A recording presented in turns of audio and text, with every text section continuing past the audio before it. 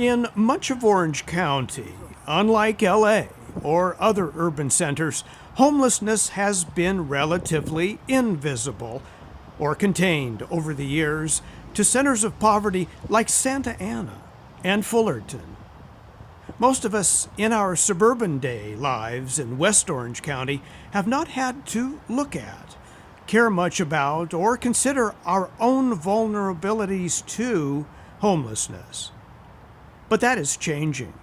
The rapid increase in homeless everywhere across the state, the rise of rents and the cost of home ownership in OC especially, and the recent mass evictions of the homeless from the Santa Ana riverbed, now scattered across the county, have compelled many to begin to see and address the issues of homelessness on a local level. Here in Los Alamitos, a number of ecumenical communities have begun to address the plight of the least of ours and other related social issues with direct action. One such pastoral mission that has taken seed at one of the oldest religious communities in Los Al, the Community Congregational United Church of Christ on Cantella Avenue, where on a recent Saturday, pastoral leadership combined with nonprofit service groups to feed the homeless and the needy within our own community. And afterwards, presenting a teach-in of sorts on justice for the poor and the oppressed, and even taking their activism to the streets for a day of action that culminated in a gathering at a local park.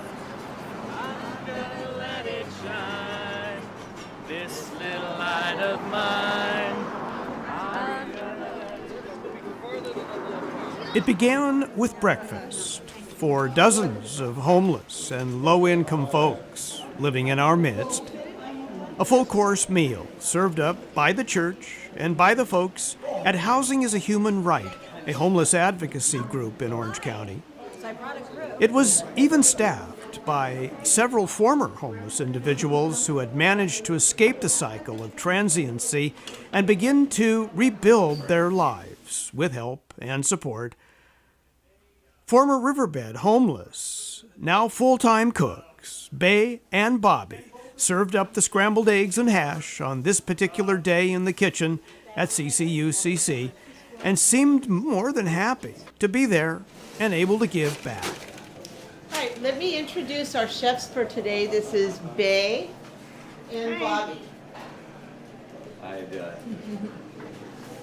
What brings you to this event today? Our friend David Durant, he offered it to us to see if we would want to help out with the community, and we just took a chance and brought a friend or two with us and just enjoyed the day with good people. Just something out of the normal for us, so we just trying to do something different. We were on the riverbed, just kind of hopping from tent to tent with friends when our car gave out on us, and then towards the very end is when we met Camp Hope and Camp Pink, and they kind of adopted us. And we weren't there very long because then they stuck us in transitional housing after we hit Camp Hope and Camp Pink. But on the riverbed itself, we've been out there for a minute because we have a lot of friends out there. Okay, so this is, you guys have come a long way then from the riverbed. And we're still in the transitional housing through the motel voucher. We're just waiting for them to get our final payment out to our landlord so that we can get moved in. Okay, so you've got a roof over your head. How important is having that roof over your head just to be able to get out, just to be able to get your hands clean and between some clean sheets? How important is that to really building yourself up to take on a full-time job like it looks like both of you are doing? It's really hard. It's important to have a roof over your head because when I was working off my general relief GR loan through social services, I didn't have a roof over my head and I wasn't getting paid for that, and I was doing that for free.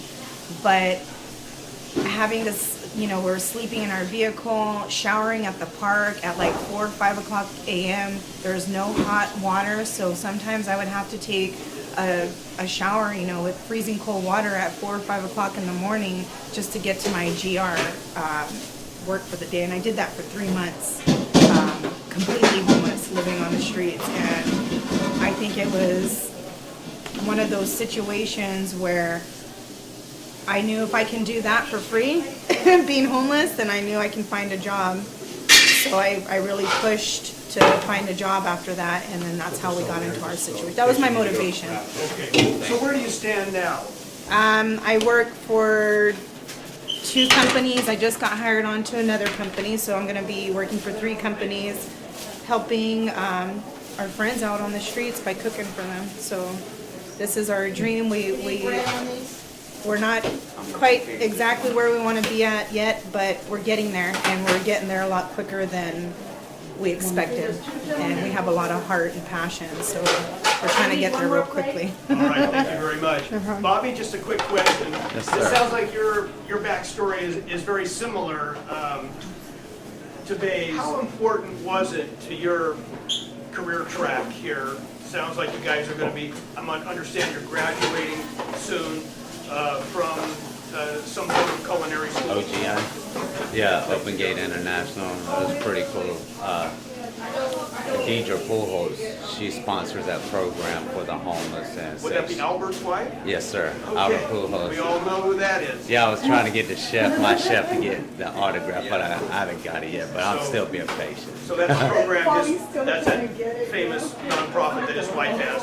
Yeah, it was a pretty cool experience. I've never graduated college for 3 generations in their family, so just that little experience, it made me feel good. Even if the rest of my friends don't notice it, at least my family knows what we went through. So it was pretty awesome for me, and I was scared to go to college, but now I kind of want to go through a couple other situations with mechanics, and then I build homes, and then I cook. It's just I can't ever find a passion when I don't have a place to stay. So it's like when you're trying to focus on other things. So I was going to ask you, how important is it, how fundamental to even getting off the ground, off the dirt, is it to have a roof over your head? I think if you got a roof over your head, then everything else will fall into place. It's pretty hard to, make a presentation when you're struggling and probably giving it half of what you can give. So it's like it's a struggle to, shave when you're a man, and you got to shave every day. You got to look appropriate, and then you got to smell good, your hygiene, personality, and you don't want to vibe off with your personal life on the job or anything you take a profession at, because it taints your walk, So I don't know, we're both different in our own ways, and we still have our moments, but it's better than what it's been like. And I don't know, I've never looked at this as a career. I look at it as I just like to cook and make good things for people and disadvantages, It's like I think everybody from poor to rich should be able to sit down and enjoy a good meal. Nobody should have to starve.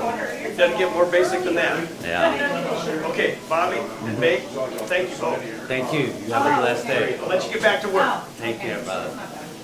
We have one this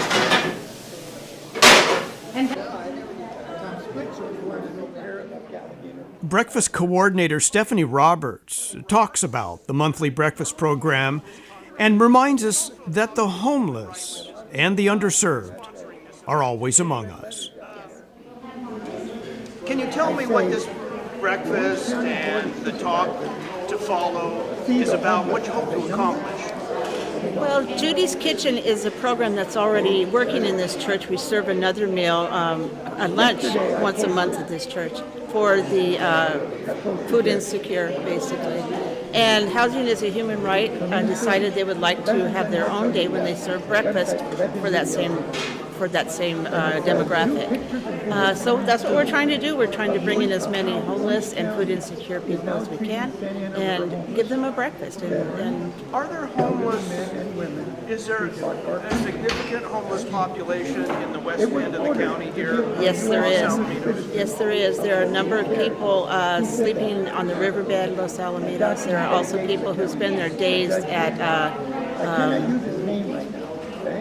the park. Oh my gosh. Local parks. And homelessness is not as visible in Los Alamitos because it's not allowed to be, but it has been, or for a long time it has been Los Alamitos because they're shooed off the streets by the police here, so that they do tend to hide. They're around, but they're hiding. Even though the riverbed was emptied and it was the most obvious sign of homelessness in this county, those people are still homeless and they're still out there. They're just not in one place, so they're not as visible. So we shouldn't forget that they are out there and need to be taken care of. Okay, thank you very much. Headed toward the 5 freeway. There's a street, it comes to a stop. There's a field there. A new section of homeless. Just having your presence here helps create a safer place for those in our community who feel under attack. So thank you all for coming and being that sanctuary.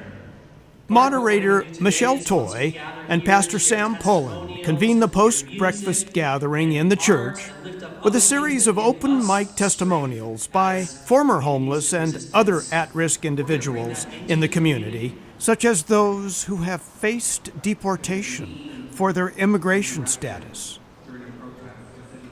But first, they are preceded by some traditional music of Spanish, Mexican, and early California influences.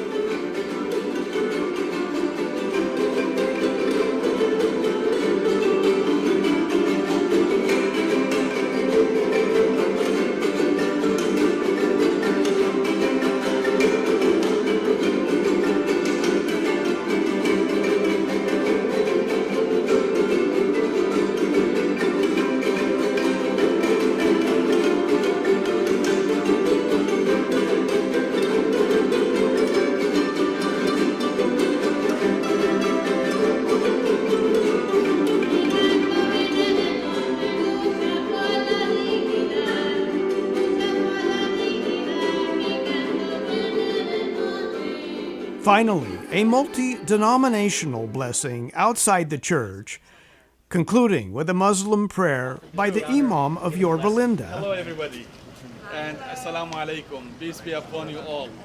I am so honored to be with you today. In fact, And from a Jewish rabbi, a traditional shofar, or call to awakening. In the Jewish tradition, the call is to hear the sound of the shofar. We've blown the shofar for 3,000 years to announce holidays, but also to arouse people, to wake them up to the harsh sounds, to answer the call, to speak truth to authority, to speak truth to those who are in power.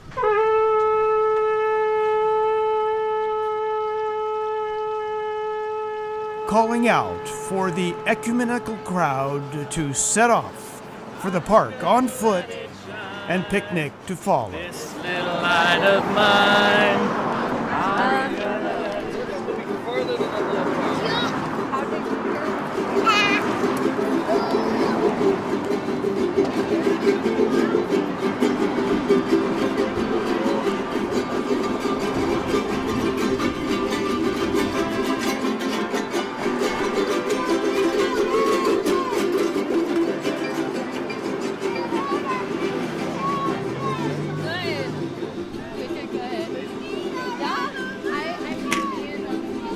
As the marchers approach and gather at Little Cottonwood Park, they continue the conversation, the picnicking, and the music on this day of peace, action, and breakfast for all in Los Alamitos.